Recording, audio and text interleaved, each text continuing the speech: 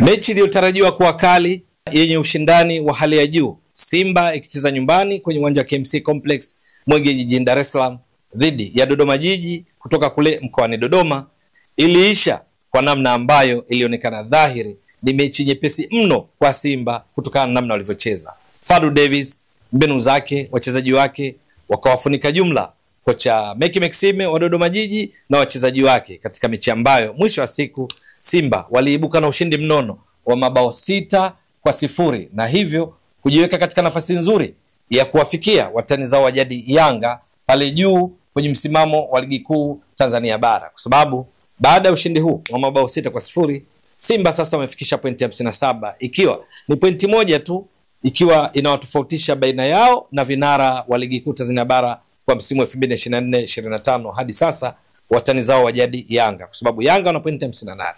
Lakini pia ushindi wa mabao 6-0 maana yake umeongeza akiba ya mabao ya Simba. Sasa wamefikisha mabao 52 huku wakiwa wameruhusu mabao 8 tu.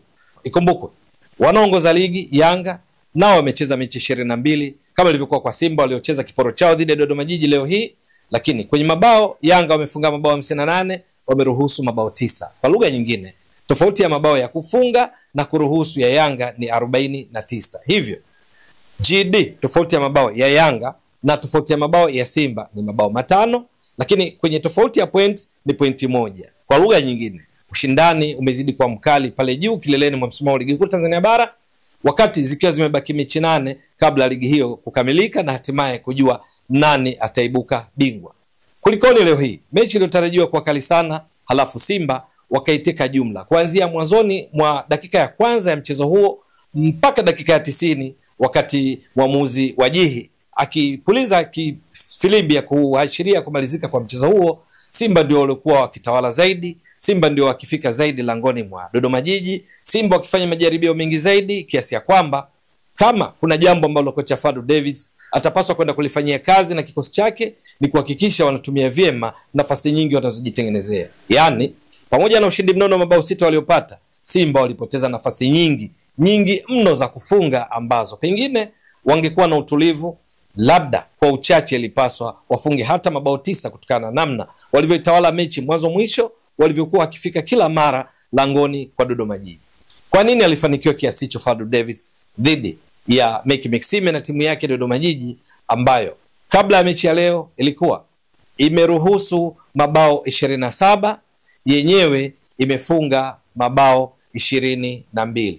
Ni kwa sababu moja ya kimfumo, kwa sababu Fadlu Davis katika muundo wake leo hii kwenye makaratasi ilikuwa baada ya golikipa ni walinzi 4, viungo ile ukabaji, viungo 3 ushambuliaji na mshambuliaji kinara mmoja, kwa maana ya 1-4-2-3-1, ilhali Dodoma Jiji wakiwa na mfumo wa baada ya golikipa kuwa na walinzi 4, viungo 4 na washambuliaji 2. Sasa mfumo huo wa Simba ambao uliwezesha wachezaji takribani 4 kila mara wakiwa juu karibu na lango la Dodoma Jiji uliwafanya Dodoma Jiji washindwe kucheza vyema katika mpango kazi wao kwenye mechi hii.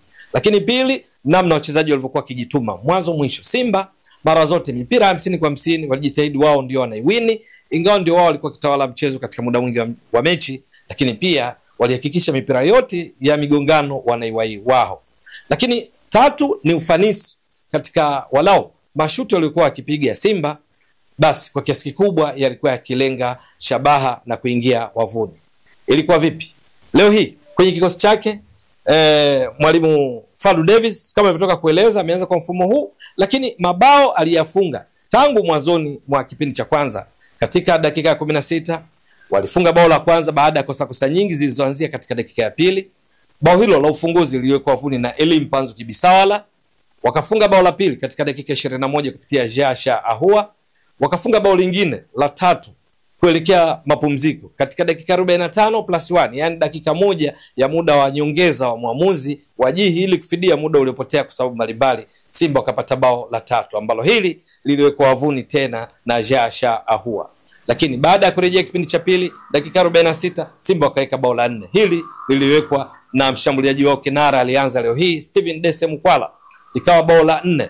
Lakini dakika ya 54 Kibu Dennis Prosper akafunga bao la 5 kabla ya kuhitimisha siku nzuri kwa wekundu wa Msimbazi Simba katika dakika ya 70 kwa kuweka bao la 6. Kwenye muundo wake Simba golikipa leo hii alikuwa Ali Salim Katoro kwa mara ya pili leo hii, ingawa baadaye alikuja kutoka akaingia mwenzake leo hii Hussein Abel katika kipindi cha pili. Lakini kwenye ulinzi kulikuwa katikati Abdurazak Hamza alikuwa na Shamu Karabu, wakati nambari 2 alikuwa David Kameta Duchu, 3 ni nahodha Mohamed Hussein Shabalala. Viungo wale ukabaji walianza Yusuf Kagoma na Fabrice Luamba Ngoma, wakati viungo watatu wa ushambuliaji Jasha Ahua, Eli Mpanzu Kibisawala, Kibu Dennis Prosper, mshambuliaji kinara akiwa Steven Dese Mukwala. Dodoma Jiji leo hii golikipa alikuwa ni Ngeleka Katembua golikipa. Namba 2 alicheza Dickson Muhilu, leo hii akitoa nafasi ya Fadhili Mwenyimvua aliyekuwa ameanza katika mechi iliyopita walicheza dhidi ya Coastal Union na kutoka suluhu. Lakini nambari 3 alianza Salmin Dihoza. Mabeki wakati kulikuwa na Augustine Sata pamoja na Mukrim Isa, wakati viungo 4 katikati kulikuwa na Apollo Otieno, wakati vile vile alikuwa na Daudi Milando. Pembeni kulikuwa na Mwanakibuta pamoja na Paul Obata, leo hii akianza badala ya Idi Kipagwili. Washambuliaji wawili vinara kulikuwa na Paul Peter pamoja na Lusajo Reliant. Lakini kwenye kucheza sasa, mfumo huu wa Simba unaweza kusema ulikuwa na mislead, kwa sababu cheza yao kwa kiasi kikubwa alikuwa akionekana mbele mara kwa mara. Hakuwa Mkwala peke yake, bali pia alikuwa mara kwa mara yupo Jasha huwa akiwa achezi mbali, lakini pia Kibu Dennis Prosper muda mwingi akicheza maeneo haya na wakati mwingine akija maeneo haya ya kati na pia katika eneo hili. Kibu Dennis Prosper vivyo hivyo alikuwa akifanya Eli Mpanzu Kibisawala, kwa sababu hata bao lake alilofunga la utangulizi alilifunga akitokea eneo hili, akiwaacha walinzi wa Dodoma Jiji akiwazidi maarifa na kupiga shuti ambayo ilikwenda moja kwa moja wavuni. Kwa lugha nyingine, kulikuwa na wachezaji 4 wa uhakika. Wakati huo David Kameta Duchu mara zote naye alikuwa akipatikana maeneo haya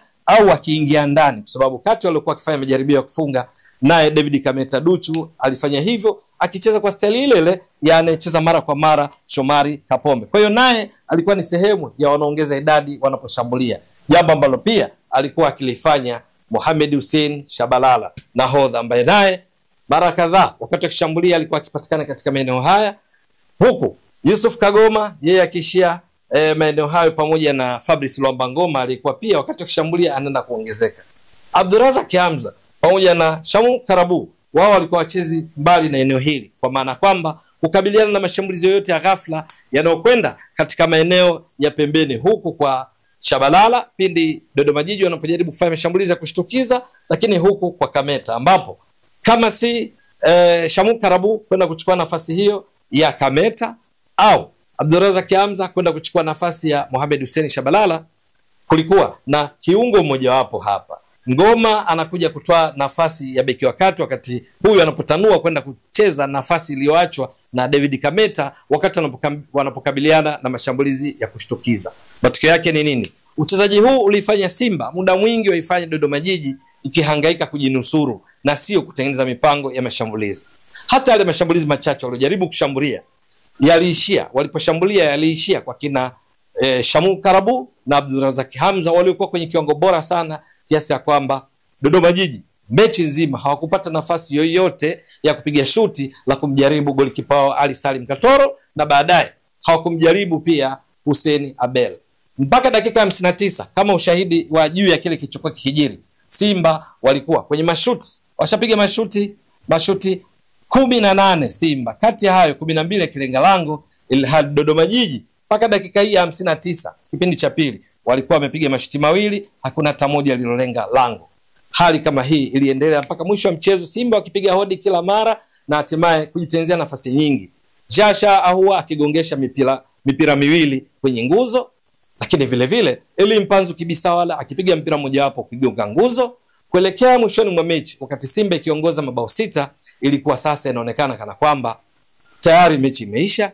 Kila mchezaji wakati mwingine anafanya mambo binafsi kwa sababu anaona ushindi wa shapata. Matokeo yake ni katika muda ambao Simba walipoteza nafasi kadhaa za wazi za kufunga, kwa sababu Eli Mpanzu alikuwa anatamani aongeze bao lingine. Steven Dese Mukwala wakati mwingine wenzake kwenye nafasi nzuri akawa anataka naye afunge bao lingine kwa sababu alishanogewa kutokana na mwenendo wa mechi. Vivyo hivyo ilikuwa kwa Kibu Dennis Prosper na pia kwa Jasha Ahua. Kibu na Jasha Ahua walikuwa na fursa ya kupiga hat-trick. Kwa hiyo nao walikuwa wanatafuta nafasi wafunge tena. Kimsingi ushindi wa 6-0 uliwafanya wakose nidhamu kuelekea mwishoni mwa mechi kwa kuonekana kwamba mechi imeshaisha. Kisaikolojia walikuwa wanaona wameshamaliza kazi, na hivyo hakukuwa na lawama hata pale mtu alipopoteza nafasi wazi huku wenzake wamefungua tayari kwa kuweka mipira wavuni.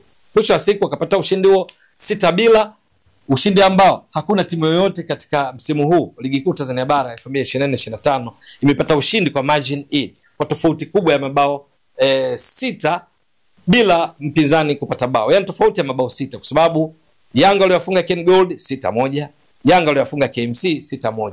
Ushindi huu wa 6-0 ndio ushindi mnono zaidi kwa msimu 2024-2025. Swali ni kwamba je, Simba wataendeleza haya katika mechi 8 zilizosalia?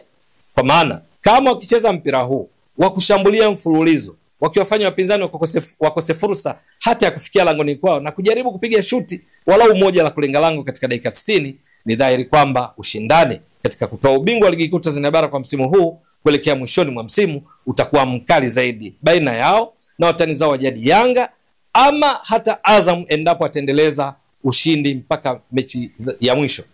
Hakika uchezaji huu wa Simba unaweza pia ukawahakikishia kufanya vizuri katika michuano ya kombe la shirikisho la benki ya CRDB ambalo wao hivi sasa wapo katika hatua ya 16 bora, lakini vile vile Simba wanajihakikishia kuweza kuwa na nafasi nzuri ya kusonga mbele hatua ya nusu finali katika kombe la shirikisho barani Afrika CAF watakapocheza dhidi ya Al Masry, mechi ya kwanza kule Misri, mechi nyingine kwa Mkapa jijini Dar es Salaam pindi uwanja utakapopitishwa na CAF, kwa sababu wameonyesha kiwango cha juu mno ambacho wakikidumisha ni tishio kwa wapinzani, kwa vile tu ni wao ndio wanaotawala zaidi mpira, ni wao ndio wanaofanya majaribio mengi ya kufunga, huku wapinzani wakikosa fursa ya kufanya hivyo. Ushindi wa leo umefanya Simba ipate nguvu mpya katika kuania taji la Ligi Kuu Tanzania Bara ambalo hawajawahi kulitia mkononi katika misimu 3 iliyopita ambayo yote imetwaliwa na watani zao wa jadi Yanga. Je, itakuwa vipi? Ni swala kusubiri. Ewe mtazamaji wa Mbwaduke Stats Sport Next Level, endelea kuunga mkono channel hii kwa kuhakikisha kama una subscribe, una share, una like na kucomment. Mwasilishaji wako ni mimi Ramadhani Mbwaduke almaarufu kama Mzee wa Data. Shukrani jazilan. Bye bye.